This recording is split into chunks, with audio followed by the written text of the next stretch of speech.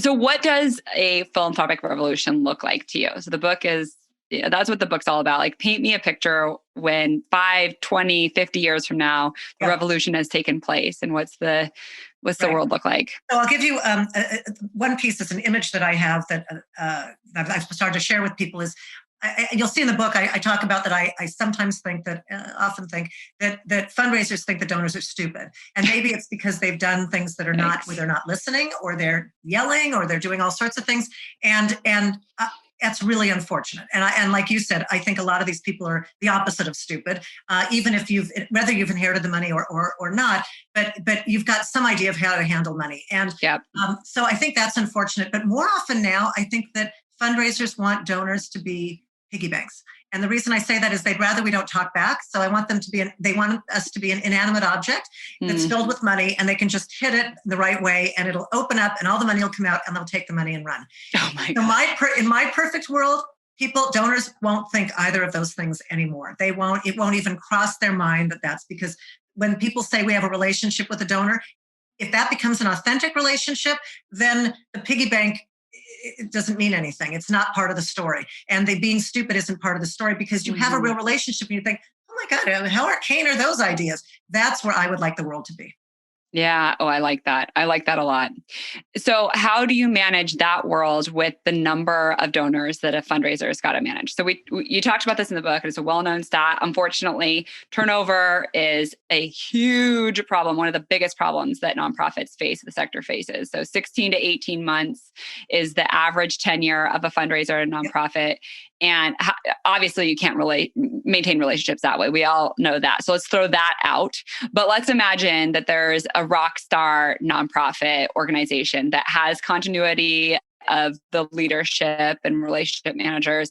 And then they've got real relationships being built with, a fabulous board. Let's say it's you were talking a lot about the Girl Scouts, and you've got 25 people on the board. I sit on a board that's also 22 people. And I think it's a really nice size because you can actually maintain good relationships with that number of people. But what about the fact that you need a lot more than that? So you need to have any fundraiser's portfolio should have anywhere from 100 to 150 names in it. How do you create high value relationships with that many people in fundraising? One word, listen. You listen to them. You actually talk to them and listen to them. And I've had plenty of fundraisers say to me, we don't have time for that.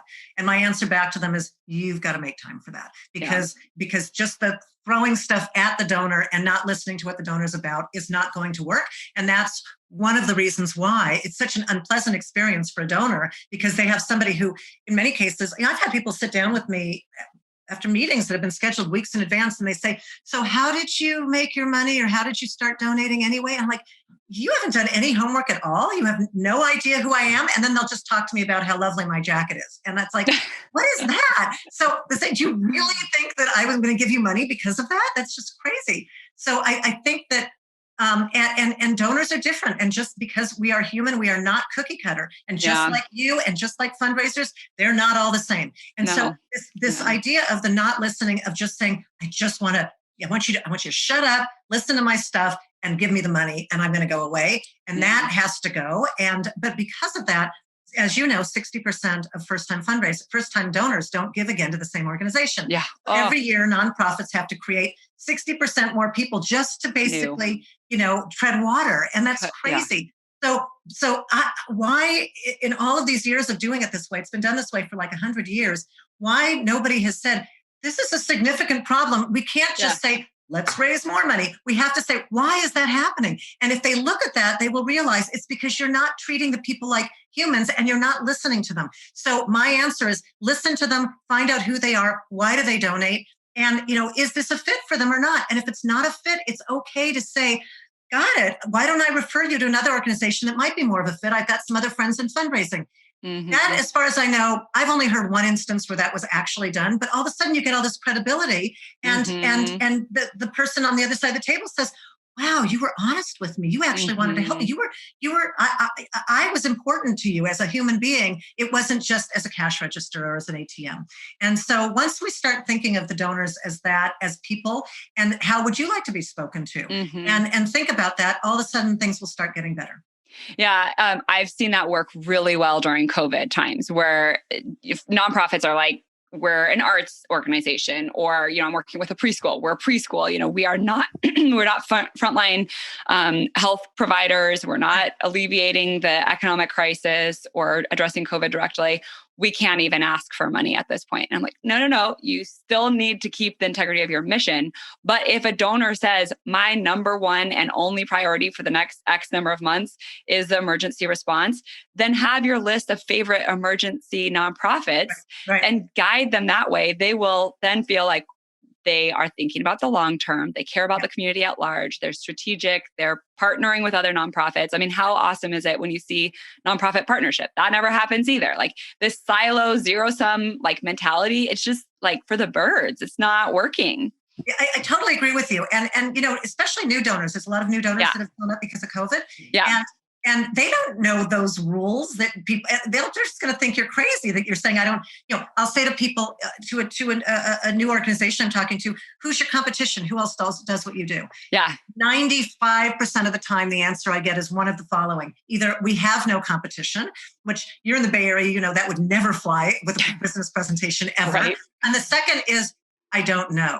And that's not a good answer either. Yeah. So I think that we need to really be ready to acknowledge other people. One of my questions I suggest that every donor asks a fundraiser is, not only who's your competition, but also how well do you play with others is my way of saying it. Which I like that. What kind of sharing do you do with other organizations? And there's a story in my blog about two major hospitals in Ohio that got together and actually shared their donor information. These are long-standing institutions, and they realized that they had a big project that it was going to do better, exponentially better, if they actually worked together. And that's one of those rules. No, you never do that. But in this case, they actually did it, and it was phenomenal. And so that's another one of the rules. It's like if you, I talked to somebody who emailed me, who's a fundraiser in New York, and he emailed me one day and he said, I feel really badly. I think I just screwed up. And he said, I haven't been doing this that long. I've been doing it for a few years. And he said, but and it was early in COVID. And he said, somebody just told me that they really, I asked, how are you? And they said, you don't care. And they were going to hang up the phone. And it was on the telephone. And he said, no, I really want to know, how are you? How are you coping with COVID? And they said, well, actually not so well. And they explained their story to him. And he said, let me get you some help. I know this organization. And he did that. He didn't ask for money. He hung up the phone and he emailed me and said, did I just screw up because my job is to raise money for this company? And did I screw up by suggesting they go somewhere else? And I said, no, you did the right thing. But he felt so guilty about it. And I thought, we need to encourage that kind of behavior.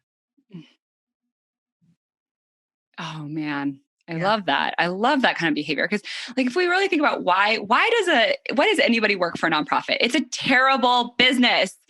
They do it because they want to create change. They either want to change the business so that it's an awesome business, or they really want to care for each other. So if they are so driven to care for each other, that's what the number one bottom line should always be. It shouldn't be a bottom line dollars. If you're really just caring about dollars, go get into sales.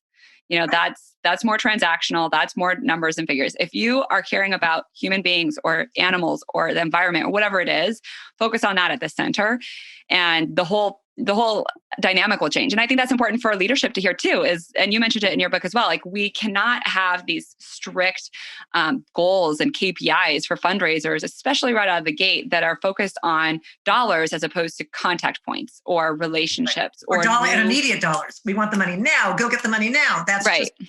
It's ridiculous. And and it's funny how many of those people who say, we want the money now, will also say, oh, we're doing a great job building long-term relationships. Yeah. No, you can't have both of those. Yeah. That just little by little. Yeah. Well, I just keep thinking about what you said about sitting down with a fundraiser who is wondering about your life story, but then they talk about your jacket or your perfume or whatever. What do you think it is in the human that causes fundraisers are also smart, and nonprofit individuals who are working in this industry are deeply passionate and intelligent, and they study this and they take it seriously. They dedicate their whole life to it. I would never undervalue somebody who works at a nonprofit just because the system is a little funky and sometimes they've received bad training. But I'm wondering, like, what is it in the human dynamic that causes that intimidation factor or that like the power dynamic, and how can we shift that intrinsically even more than just behaviorally, like reframing sentences or modeling how to set people up for expectations? That's good. But like what's deeper at that human level? Well, on the human level is, you're giving to this organization. What kinds of things are you into? Like, what do you, what got you, let's say it's a pet organization. So do you have animals at home, or, what was the thing that got you into this? And it's funny because I've asked a lot of board members this, and, what inspired you to be part of this when they don't have an obvious connection to the organization. And every single person is so happy to tell me that story. It's a friend of a friend, somebody got sick, somebody, whatever, or it's my kid. But I have to ask them honestly, and if I do, I'm not asking them as a flip comment. I actually want to know. And if I really want to know, because I'm so excited that you're part of this thing and you've chosen this mission to be also a mission of yours, that's something you want to get solved in the world, I want to know the story. Now, a lot of fundraisers will say to me, I don't have time to have that conversation. But you know what? They're going to have to figure that out, because that's how you have an ongoing relationship. And how valuable is that person? Because that person has more of a chance than not of donating once and not donating again. You have to preserve that person. You have to realize this is a long-term thing. And I honestly want to know why you're interested in this. And also to share with them why you're interested as a fundraiser. So I do recommend that most organizations, if you can, when you're hiring your fundraising staff, hire people who actually do care about your mission, and because it's hard to fake it. And I unfortunately, there's not a lot of fundraisers out there. There's more jobs usually than there are fundraisers. But I also think for fundraisers, if you want to be valued, don't work for an organization where you don't care about the mission, where you're going to stay for 18 months at the most and get out of there, because it will show through. I, as a donor, will be able to see if you're there as a transactional thing, or because we both share, which also gets rid of that power differential. Yeah. We both share this interest in making the world a better place via taking care of animals or some sort of a medical thing or whatever it is. And that is a point where if you can't connect on that, then the rest really is kind of pointless. Yeah, no, I appreciate that. I think something I've seen work well is where a fundraiser might take the edge off. So fundraisers tend to be people and more outgoing, but they still are human and get nervous and anxious, especially if it's like, if I were coming to you, Lisa, to invite you to consider giving, I would be super intimidated. You're a powerhouse. You're super intelligent. You've had a badass career. You've made this big book. Now you're on tour. You're like, here's how to do it and here's how to not do it. I would be intimidated. So I think that if it were me coming after, approaching you to engage you, I would try something along the lines of just leading with like calling the elephant out, to say something like, Lisa, I'm really impressed by what you've done and what you're doing in the industry. I got to tell you, I'm almost intimidated to like how to approach this, but I want to share with you, I'm passionate about this message and this mission, and I'm here to bring it forward and learn more about if you share that same passion. Maybe it's something like lovely. that. The way you put that is lovely. I would love that every single time. Yeah. And I have to tell you, I think you're reminding me of something that I've never actually put into words.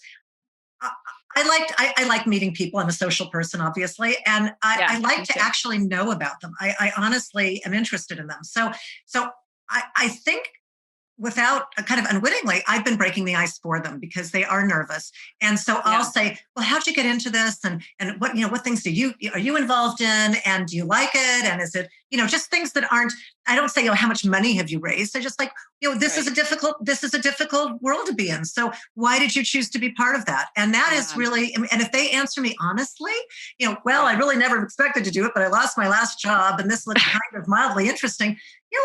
I respect them for at least being honest, but so I think maybe on the donor side, noticing that fundraiser might be intimidated, just sort of just talk to them like anybody. You met somebody at whatever, at a bookstore. I like that. Both have the same book in your. There's an analogy of it, I guess. If you could go to a bookstore in real life areas time frame, and you both have the same book and you're at the register, and you're completely different people, but you see you have the same book. Most people would say, wow, we have the same book. How did you learn about that? And it's very easy to have that conversation. This is the same. What a great analogy. You're both there because you both care about whatever that issue is. Yeah. And have that same conversation. Now, some people would say to me, oh, I couldn't possibly do that because you're a donor and you have more money than me. You got to get over that. It's like we're all humans.